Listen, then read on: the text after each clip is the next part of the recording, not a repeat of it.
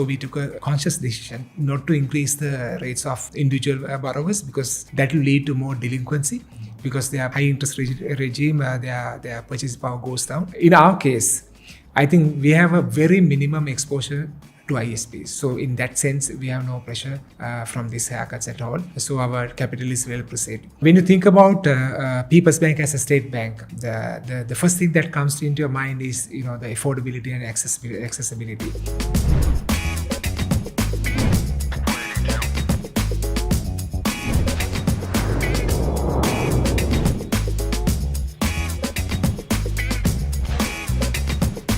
With inflation ending a period of low rates, how will state-controlled banks approach growth?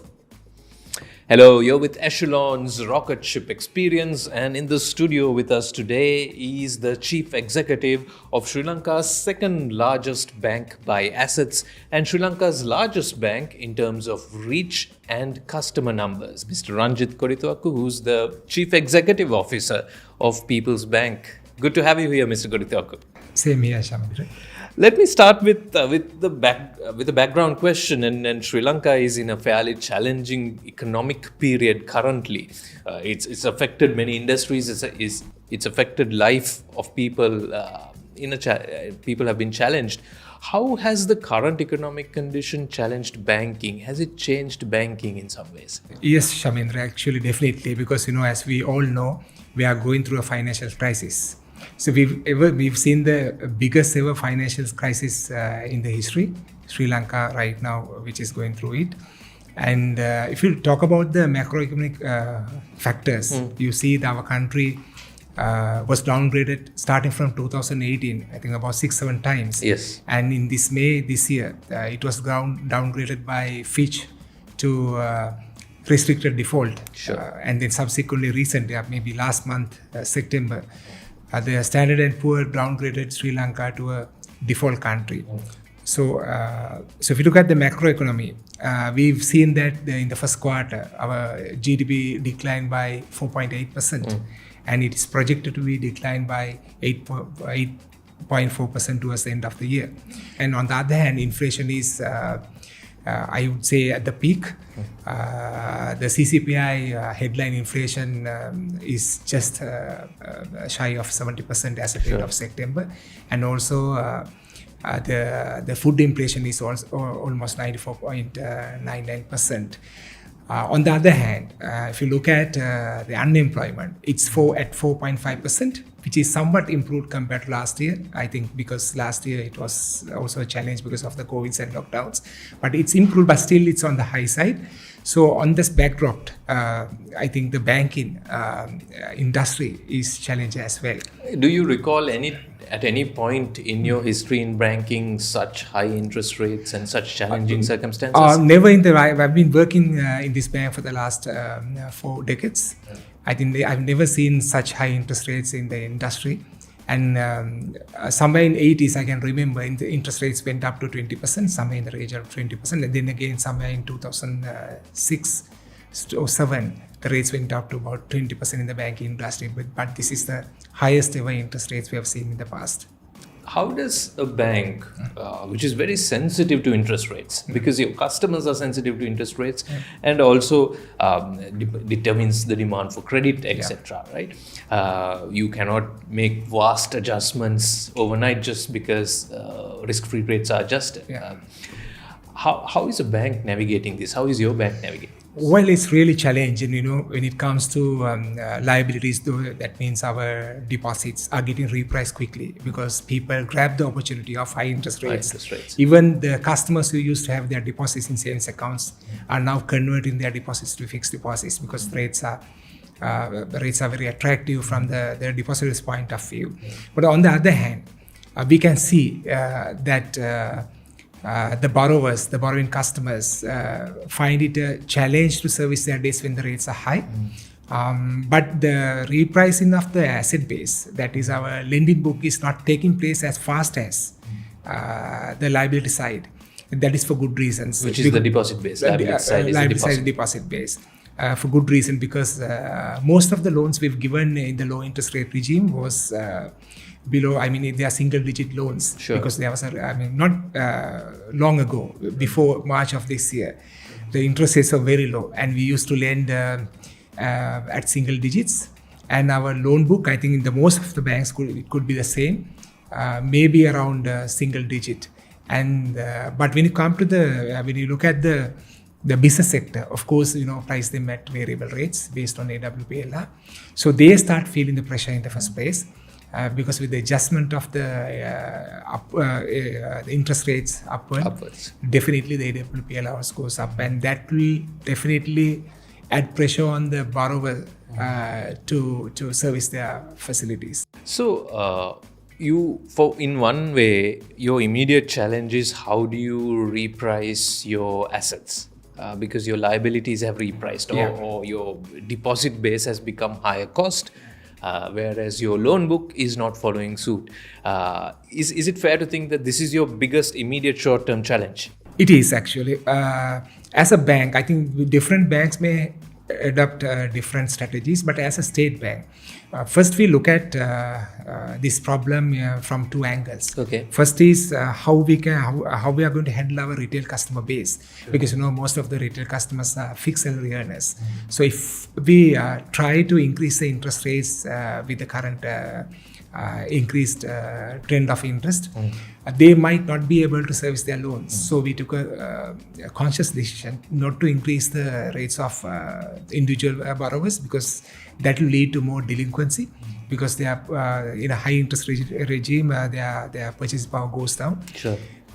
With other macroeconomic factors like inflation has gone up, maybe disposable income has come down. So with all those factors, their ability to service loans might not be easy. So we kept aside the retail loan book, and we tried and we looked at the other loan books, which is towards the business sector, SME, the corporate sector, where there were two types of loans granted to them. One is the fixed interest rates, and the other one is the variable. The variable, of course, are getting automatically repriced, so we don't have to worry about it. The worry is whether they can service those loans as they used to do it. At those high rates. High rates, that's a challenge. But on the fixed rates, of course, we've increased, but not to the level, not on par with the market rates, but at a lesser rate, so that they'll be able to service those loans. So I'm asking you to now step back, Mr. Kodituwakku, because as CEO, you are the steward. You have stewardship for the long term of this bank, and its capital formation would be, one of those things that you have to think about. If you want to maintain a healthy balance sheet, you have to be profitable and generate new capital. How does one balance the short term versus the long-term need of people's bank? Yeah, it's a good question actually. Now, if you look at the long term, I think these high interest rates will not be there for a long term. So our view is, or the everybody's view is that they should come down, and it will come down. But when is a question. But we think this high interest rates will prevail in the near term. So right now, if you look at our balance sheet and the profitability, we are more focused on liquidity management rather than profitability, because profitability is not the priority at this point of time. We have enough capital base, and also we've had good profits during the past few years, where we can set off some of our profits to give some concession to the customers. So in that sense, in the short run, yes, we are ready to take losses, but in the long term, we think that the interest rate should go down, because the central bank and the government is taking necessary measures to do that with their right macroeconomic policies, which have been implemented right now. We see the inflation rate tapering off, and corresponding interest rates might also go down accordingly. Not very fast, but with that, in the long run, of course, I guess that we'll be able to see the profits coming in. And we don't want to milk our customers and see that short-term profits, because it leads to short-term myopia. which we try to avoid and see how best we can navigate the bank through this crisis time for the benefit of the economy and the country at large. So one of your big customers are state-owned enterprises. So your shareholder is the government, and your big customers are also state-owned enterprises. Surely this must be fairly profitable business to do. But this is also where your liquidity challenges are probably coming from because of your balance sheet, the way your balance sheet is currently structured. Is it? It is, but I would say it's not as profitable as you suggest. Okay. Because when it comes to state sector lending, most of the time the interest rates are not determined by the bank itself. Oh. They are mostly they are subsidized interest. Okay. But I feel that the state sector, when you give preferential rates to the state sector, it ultimately benefits the entire society. For example, just think of fuel imports. If our if their cost of borrowing is lower than the market rates, then of course ultimately the customers will be benefited. Similarly, whatever the other enterprises SOEs, when you finance them, I see that most of the time the rates are lower than the rates we mostly quote to the private sector. So in that sense, we don't see that the state sector is that profitable. Sure. But still we have some certain profits. I would say it's not unprofitable at all. But then again, ultimate objective is finance in the sector is to see that the economy is run smoothly. Sure. Mr. Kodituwakku, as we speak, Sri Lanka is also appearing to be pursuing a fairly ambitious state sector restructuring program. State-owned enterprises, departments, how the fundamental questions of should the state be in business are being asked currently. Now you have a balance sheet that is, I think, majority of which is the assets in the balance sheet, majority of which are state sector loans to the government or government-owned enterprises. How, if these reforms, result in a smaller role for the state in the economy, how do you navigate a balance sheet? Your balance sheet is very large. You cannot just flip a switch and change it. What is your strategy going to be with the balance sheet? Yes, actually, we've now with this current crisis, which we've seen coming actually. So we took proactive measures to see how best we can control our exposure to the SOE sector, and knowing the fact that there's a high vulnerability. Sure. As I said before, the most of the SOE enterprises, state-owned enterprises, are not making profits. Some are bleeding. So we've put in certain caps, portfolio caps, individually and collectively on the state sector. That is one way of looking at how we restructure our asset side. On top of that, I know that there's a government initiative to restructure and bring capital from outside to support the SOEs as well. That will help us to a certain extent, not in the short term, but in the long run.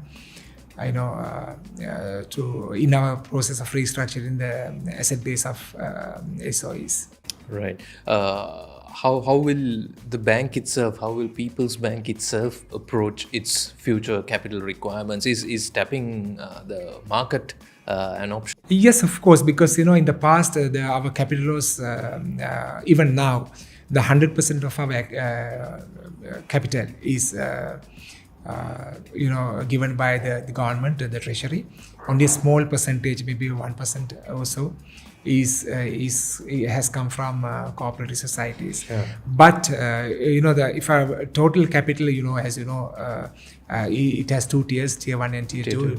So tier 1 capital has been augmented over the years by retained profits. Sure. And also recently we issued a perpetual debenture of 5 billion, which was fully subscribed last year. So with that also we could enhance our capital as well. That is tier 1. That is AT1 capital, perpetual bonds. And also to augment our tier 2 capital, we've issued bonds in two times. So that is in that way, of course, I think we can increase our capital base. So Though it is government owned, there are ways and means we can enhance our capital base through the market. Do you envisage growing your asset book, your balance sheet, and what are those options currently? Borrowing money is prohibitively expensive, and you really don't want to, I suppose, be caught out borrowing at a high rate now when you anticipate your forecast is that rates will come down. So how does one balance this requirement to grow at the same time the cost of capital being so high?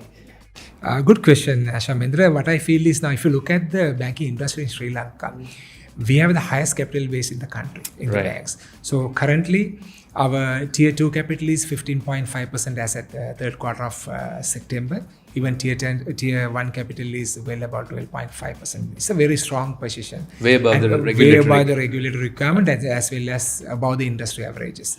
And also, if you look at the pressure points on the capital, it stems from two areas. One is the delinquencies, so the NPLs and the provisioning. Of course, given the current economic crisis, there tend to be more stage 3 loans where the banks are supposed to make more provisions, which will ultimately impact the tier 1 capital. Sure. That is one reason. The other one is we've seen that the government is talking about debt restructuring, especially ISBs, where all the bankers and the investors expect a certain haircut. Percentage are yet to be decided, but the expectation is it could be about 30%. That's a general expectation. In our case, I think we have a very minimum exposure to ISPs. So in that sense, we have no pressure from these haircuts at all. So our capital is well preserved. It's a matter of the delinquencies or the NPLs and how it is going to impact our the capital base. Now, if you look at the industry, last year the stage 3 loans as a percentage of the total loan book was about 5%. Now, the first quarter in this year, it has increased to 10%. This is industry-wide? Industry-wide. And the expectation is, or the project, they project this stage 3 loans to go up to about 15% under the current economic crisis. So in that sense, all the banks will have to think how they are going to augment their capital base and get ready to face these challenges. So you're remarkably lucky, I suppose, that you don't have international sovereign bonds or the foreign currency debt issued by the Sri Lankan government, because we are talking about haircuts certainly in excess of 30%. Some are saying 40-45%, right? We don't know the number yet. But on the other hand, there is also discussion that even the locally issued debt may require some sort of restructuring. So that is one aspect of it. And the second aspect is that state-owned enterprises may require to be restructured, and their debt then subsequently requires to be restructured. What are your expectations on these two fronts, Mr. Kodituwakku? Yes, if you look at the first one, the local debt restructuring, now I think you have to look at from the investors' point of view. This is actually lobbied by the international investors. So the argument is, if you are going to have a haircut on our debts, why don't you have a haircut on your local debts as well? Sure. And it could be a recommendation of our consultants as well. I'm not pretty sure about it. But if you look at the international investor, now they consciously decided to invest in Sri Lanka. So it was a conscious decision to take a risk when you invest in international sovereign bonds. So you are trying to draw a parallel with international sovereign bonds and local bonds. I don't think it's a mistake, because in Sri Lanka the banks have no other option. But for your liquidity purposes, you have to invest your money in the central bank, in treasury bills or bonds. So we have no other option. Sure. We have no any other option to go anywhere in the world and have our liquidity requirements. In that sense, I think as a banker, I would say it's an unfair request from the international investors.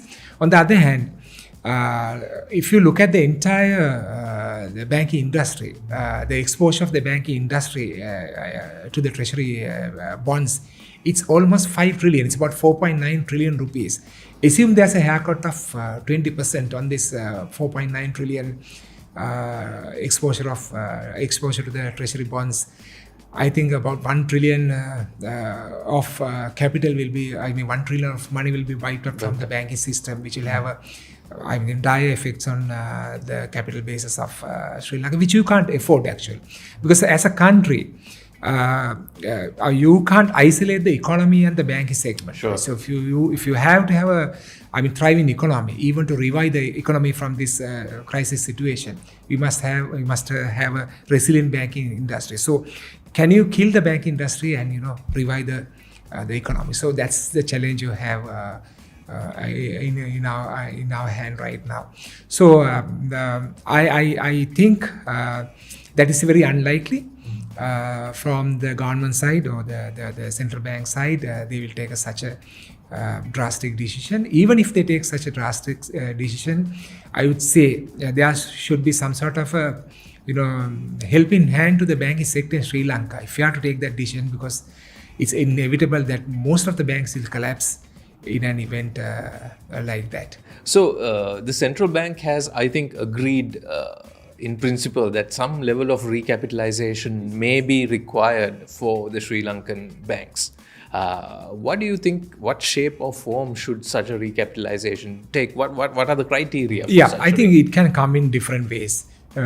Basically, the stress is on tier 1 capital. So Sure. for tier 1 capital augmentation, there are so many ways and means. I'm talking about the entire banking industry, not particularly about People's Bank.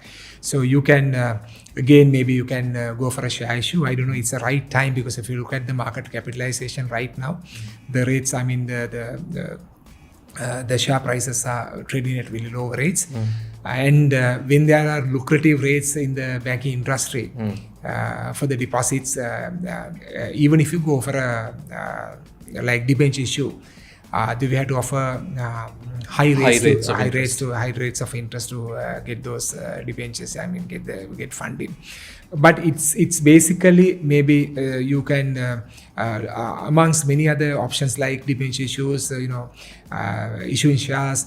Maybe you can offer a merger or even acquisition to strengthen your capital or the capital base. But then again, there's a question: is it the right time, because we are going through a crisis? Whether we should, whether we can acquire or merge with a bank where it is equally weak. So which might, you are asking sometimes maybe for problem. You are trying to merge with a bank where their balance sheet also threatened. So what I feel is it is better. Until some sort of a consolidation is reached. Let me now ask you to really step back. We've been discussing throughout the impacts of the current crisis on your balance sheet and how you're going to strategize and navigate your balance sheet, right? This is the most important thing for you. I'm sure it takes up much of your time every day. Let me now start asking you about how this is impacting your customers, and in the future, if People's Bank's asset book is going to grow because it will engage more individual borrowers and small businesses, what should be your strategy going forward in that area? Yes, actually now in the near terms, we are not looking at the balance sheet growth, because it's a turmoil time, Sure. very uncertain, Sure. and a lot of pressure in the market. So what we are looking at more or less stability of the bank and consolidation. So, but in the meantime, we want to help our customers as well. So what we do is make sure that our depositors have the confidence in the bank. So the priority is to safeguard the deposits of the customer. So that is where the liquidity management is important, and also the capital augmenting the capital base. On the other hand, we can't just ignore the borrowing customer as well. So what we have adopted right now is try and support them in short-term financing. We never advise them to go for long-term investments, because the market is not that conducive for such initiatives. So to come out of their temporary cash shortages, we are ready to help them with short-term facilities. And on top of that, there are certain funding lines we've got from different agencies at low interest rates. So nowadays we are promoting those loan facilities where still the borrowing cost is Much lower than lower than in the market. So that's the short-term strategy. But going forward, our expectation, the market conditions is stabilize, and then the rates will go down, and the inflation will go down. And once it settle down at a certain level, maybe we can open our loan book and see how we can start thinking, growing, and helping our customers. I suppose there isn't a lot of demand for new loans from SMEs and individual borrowers currently versus what it was several years ago. Definitely, because in the current interest regime, it's difficult for a business to borrow at high costs and then service it. But when you might think that if you isolate interest only, one might think that it is very high. But if you look at the entire the economy, the interest is a factor that controls inflation, which in turn will stabilize the prices in the market. So for an industry or any other business, there are so many inputs. Interest is only one factor. So with the current macroeconomic policies adopted by the central bank, I think though the rates are very high, we've seen that the stability is slowly setting in. So with that, the rates will go down, the inflation will go down, and that is the expectation. And then all the businesses might be able to get to their usual rhythm of doing their business, I guess. Let me ask you this as the final question. There were some founding principles of People's Bank, right? People's Bank was founded, correct me if I'm wrong, 60 years ago. Yes, 61 years now. 61 years now. It was, in that time when it was founded, there was no other bank like it serving the rural masses of Sri Lanka. How do you reinvent the bank for the future? How is not just the current crisis, but how is Sri Lanka's economic trajectory likely to change the bank? Yeah, in fact, though today we are a large commercial bank, we have not forgotten our founding objectives. As you rightly said, the bank was established in 1961 to cater to the rural masses. While keeping our founding objectives intact, we have grown to today's status, being the second largest bank in the country, with about 743 branches all over the country. And now we are a technologically very advanced bank.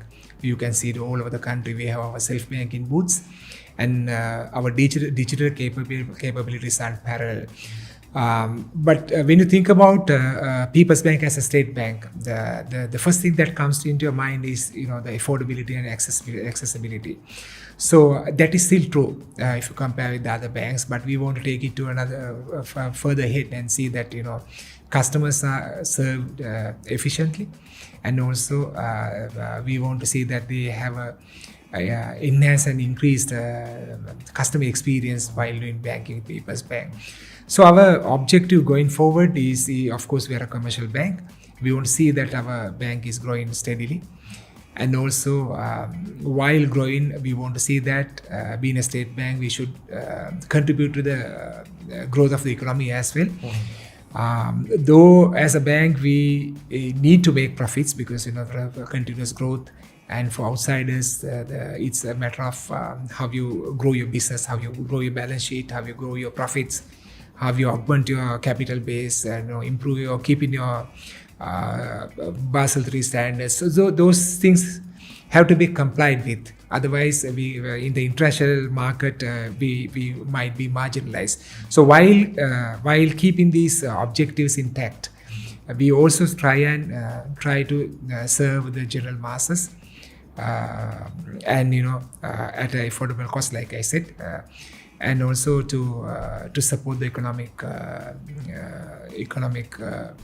the growth of the country as well, in line with the government's objectives. Affordability and accessibility, and those values remain true even in the future. Yeah, even now. Yes. Right. That's a wonderful way of describing it. In conclusion, Mr. Kodituwakku, anything you want to add? Well, I think People's has been there for over 61 years, and we've gone through a lot of challenges during the past, and but we've grown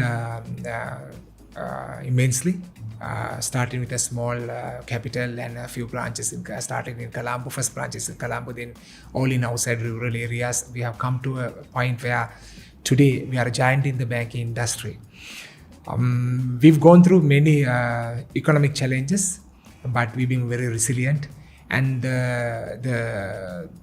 our strength is with our customers actually. Whatever the problems are there, I think they've stood with us, and I'm pretty sure that customers will remain with us in going forward as well, which will help us to navigate through any crisis. I think even this financial crisis is, though it looks very challenging from our point of view, because we are the people who are managing it.